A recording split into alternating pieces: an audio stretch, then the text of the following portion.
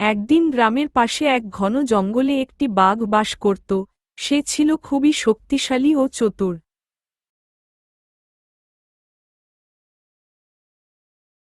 প্রতিদিন সে শিকার করে খাওয়ার জন্য জঙ্গলের আশেপাশে ঘুরে বেড়াত।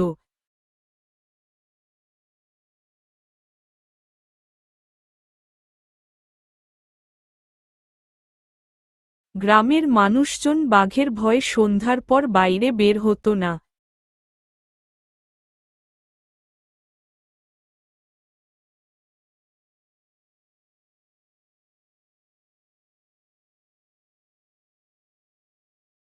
সবাই ঘর থেকে জানালা দিয়ে দেখত বাঘটি আশেপাশে আছে কি না।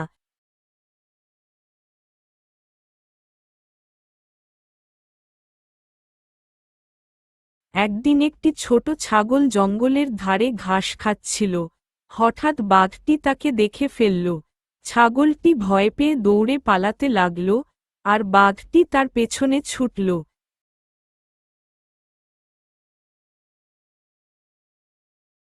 ছাগলটি দৌড়াতে দৌড়াতে একটি গর্তে লুকিয়ে পড়ে। বাঘটি গর্তের কাছে এসে থেমে গেল। সে আর ছাগলটিকে ধরতে পারল না।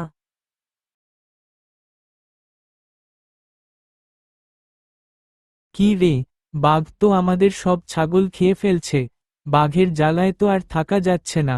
কিছু একটা করতে হবে। ঠিক বলেছেন, চলেন সবাই একত্রে জঙ্গলে যাই।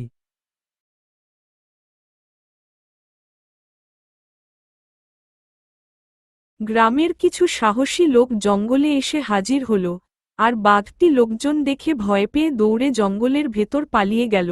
এরপর থেকে গ্রামের মানুষজন একত্রে পাহারা দিতে শুরু করল। বাঘটি আর কখনো গ্রামে আসার সাহস করেনি। এই গল্প আমাদের শেখায়, সাহস ও একতা থাকলে যে কোনো বিপদ মোকাবেলা করা যায়।